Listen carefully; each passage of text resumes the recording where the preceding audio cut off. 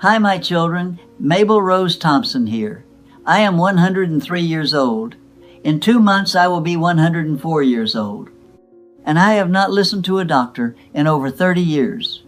Now, before you roll your eyes and click away, let me say something to you plainly. I am not telling you to be foolish. I am not telling you to ignore a broken leg or a gunshot wound. That's what emergency rooms are for, and I thank God for them. What I am telling you is this: when it comes to how to live, what to eat, how to age, how to stay sharp and strong and present in this world, the medical establishment has been wrong about almost everything. And I have the evidence standing right in front of you. Me. I have buried 7 doctors. 7. Smart men, every one of them. Diplomas on the wall, initials after their names, very serious shoes. They looked at my chart, they looked at me, and they told me I was going to die if I kept doing what I was doing. That was 40 years ago. They are in the ground. I am on camera talking to you. So maybe, just maybe, it's worth hearing what I have to say. I was 71 years old when Dr. Harold Greer told me I needed to go on statins. Cholesterol was too high, he said. Heart attack risk, he said. He showed me a chart with numbers and arrows and very alarming shading in the red zones. I said, Dr. Greer, my grandmother lived to 94. My mother lived to 91. They both ate eggs and beef every single day of their lives. Not one of them ever took a statin. Not one of them died of a heart attack. He looked at me like I was a senile old woman who couldn't understand medicine. I looked at him like he was a young man who hadn't yet learned humility. He put me on the pills anyway. I took them for 3 months. My legs ached like I'd been running through mud. I couldn't think straight. I felt like someone had put gauze between my brain and the rest of the world. So I stopped. I threw them in the trash, the whole bottle, and I went back to eating my eggs. Dr. Greer died at 74. Ironically, heart attack. I'm still here. Still eating my eggs, thinking clearer than most 50-year-olds I meet. That was the moment I decided I would listen to my body before I listened to any man in a white coat. Let me walk you through the parade of things medicine has told us over the last 100 years, things I have personally lived through, and what actually happened. Fat will kill you. That was the gospel of the 1960s and 70s. They told us to stop eating butter, stop eating meat, stop eating anything with fat in it. Replace it with margarine and vegetable oil and carbohydrates. We did exactly that. And then everyone got fat. Diabetes rates exploded. Heart disease got worse, not better. They had no explanation. Did they say we were wrong? No. They sold us a new diet. Salt is dangerous. For 40 years, they told us to limit sodium, eat bland food, watch your blood pressure. I have salted my food my entire life. Real salt, not that iodized powder they sell in the blue cylinder. Good coarse salt from the earth. My blood pressure at 103 years old is 118/74. My cardiologist, the latest one, bless his heart, stared at my chart for a full minute without saying anything. Then he said, I genuinely don't understand this. I said, I know. That's why I stopped listening. Red meat causes cancer. They've been saying this since the 1980s. Study after study. Headlines after headlines. Red meat is linked to this, associated with that, correlated with the other thing. I have eaten a pound of beef almost every day since 1963. 60 years of supposed cancer risk. Not one tumor, not one malignancy, blood work clean as a river stone. The people I watched get cancer, and I've watched many, the ones who got it young, the ones who got it hard. They were eating cereal for breakfast and low-fat yogurt for lunch and some kind of processed nutrition bar at 3 in the afternoon. I'm not saying food is the only factor. I am saying that the things they told us to fear were not the enemy. Cholesterol is the enemy. This is the one that started it all. This is the big lie that launched a $1 trillion industry. Your body makes cholesterol. It makes it deliberately. Your brain is 60% fat and runs on cholesterol. Your hormones are made from cholesterol. Every single cell membrane in your body is built from cholesterol. When they told us to lower our cholesterol by any means necessary, what they were really saying without knowing it was, interfere with your body's most fundamental processes.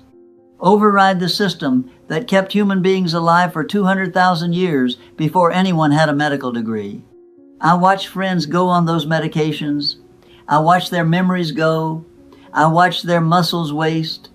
I watched some of them shuffle into old age confused and weak, and the doctors called it normal aging. It was not normal aging. It was what happens when you systematically deprive a human brain of what it needs to function. I'm 103. Do you understand what that means? It means I was born in 1922. I was a young woman during World War II. I lived through the Depression, the Civil Rights Movement, the moon landing, the fall of the Berlin Wall, the rise of the Internet, a global pandemic. I have watched medicine change its mind over and over and over again. The things they were certain about in 1960, they abandoned by 1980. The things they were certain about in 1980, they quietly stopped mentioning by 2000. The things they told everyone in 2000, they're now admitting were probably wrong. And yet every single decade, they deliver their recommendations with the same absolute confidence, the same authority, the same condescension toward anyone who questions them. At some point, you have to ask yourself, what is the track record here? If a financial advisor lost your money every decade but kept promising you he knew what he was doing, how long would you keep giving him your money? I stopped giving them my trust around 1,991, and the last 30 years have been the best of my life. When my current doctor, a young woman named Dr. Vasquez, sharp as a tack and at least humble enough to be curious, looks at my blood work, she gets a very specific look on her face. It is the look of someone whose model of the world is not quite working. She cannot explain my inflammation markers, which are lower than most 40-year-olds she sees. She cannot explain my cognitive scores. I do a test every year. They look for signs of decline. Every year, they find none. She told me last spring, Mrs. Thompson, whatever you're doing, keep doing it. First sensible thing a doctor has said to me in decades. She cannot explain my bone density. Women my age, the few who make it to my age, they break. Hips, wrists, vertebrae, they crumble.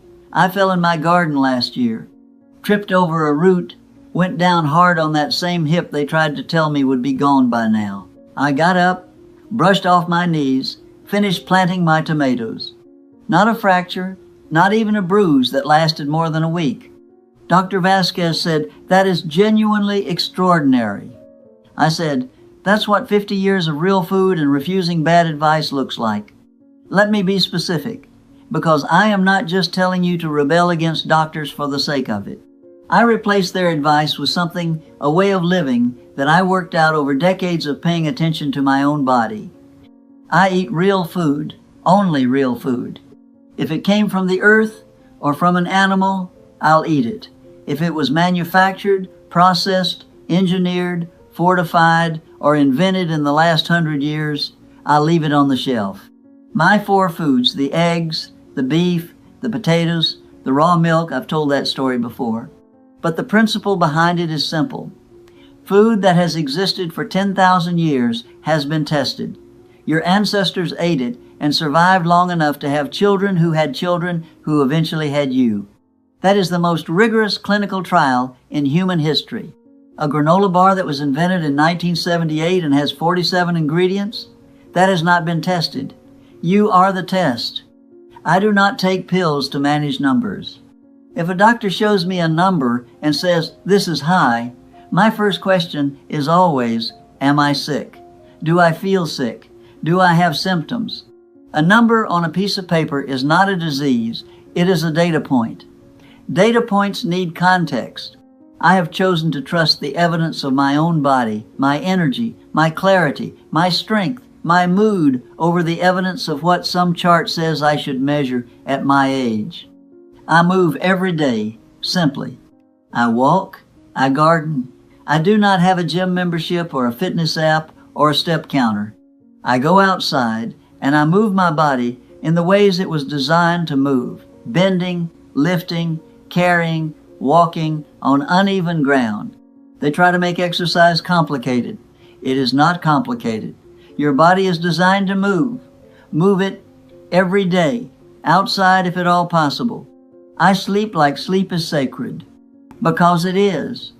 I go to bed when the light dies down. I get up when the sun rises. I do not fight it with blue screens and stimulants and alarm clocks set for hours that were never meant for human beings. Sleep is when your brain cleans itself. Sleep is when your body repairs itself. Sleep is when your memories consolidate and your immune system rebuilds. Every doctor who ever told a patient they could get by on 5 or 6 hours a night was giving dangerous advice. I have never once in 103 years been proud of staying up late. Sleep is not laziness. Sleep is medicine. I have people, real people.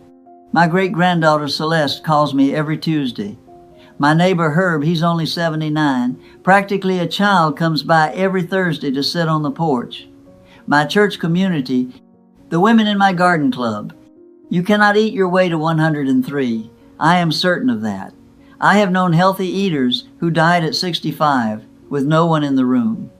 Connection is not optional. It is not a luxury. It is as essential as protein and as non-negotiable as sleep.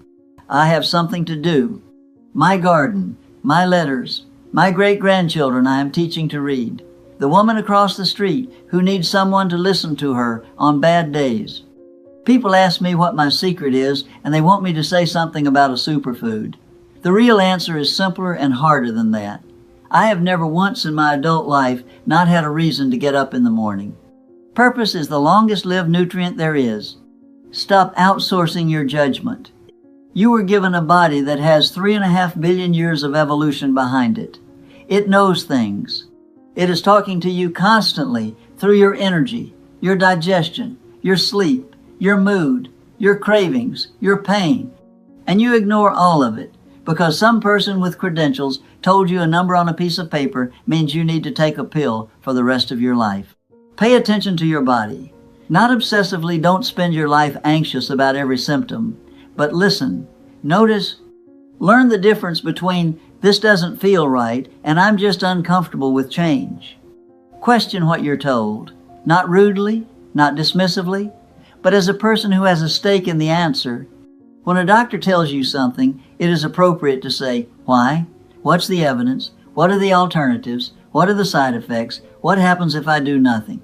Any doctor worth their degree will welcome those questions. Any doctor who gets offended by them has told you something important about whether to trust their advice. And eat real food. For the love of everything, eat real food. Stop eating things your great-grandmother would not recognize as food. Stop drinking colored sugar water and calling it a meal replacement. Stop putting chemicals in your body every single day and wondering why you feel like garbage by 40. Go back to simple. Eggs, meat, vegetables from the ground, fruit from trees, milk from cows who ate grass in the sunshine. That is not radical. That is what human beings have eaten since the beginning. We are the experiment. We are the generation that decided to replace 10,000 years of food wisdom with 60 years of processed convenience. And we are getting the results of that experiment in every hospital, in every city in the world. Here is where I will be fair, because I believe in being fair even when I am angry. Medicine saved my daughter's life when she had a ruptured appendix in 1954. Without that surgery, she dies. She goes on to have 4 children. Those 4 children go on to have 11 grandchildren who are the lights of my life. Medicine is extraordinary at crisis intervention. Infections, injuries, emergencies, diagnostics, surgery, these are genuine miracles of the modern world. I do not dismiss them. What I dismiss is the creep of medicine into the territory of life, into the decisions about how to eat, how to age, how to feel, what is normal, and what is pathological. When medicine tries to manage life rather than save it, when it turns natural human conditions into diagnoses and normal aging into a pharmaceutical opportunity, that is where I walked away. And at 103, I am at peace with that decision. I do not know how much time I have left. It could be years, it could be months, it could be less. What I know is this: I have not spent my last 30 years in waiting rooms. I have not spent them counting pills or reading warning labels or worrying about drug interactions. I have spent them in my garden, with my family, in my community, eating food I know and trust, sleeping when the earth tells me to sleep, moving in the ways my body asks me to move. I have lived the last third of my life by my own lights. And every doctor who told me that would kill me is dead. I am not saying this to be cruel to their memory. I am saying it because I am living proof that the body, your body, is more resilient, more intelligent, and more capable of extraordinary longevity than the system has any financial interest in admitting. They need you sick. They need you dependent. They need you coming back every 3 months for another test, another prescription, another referral, another copay. I am not their customer anymore.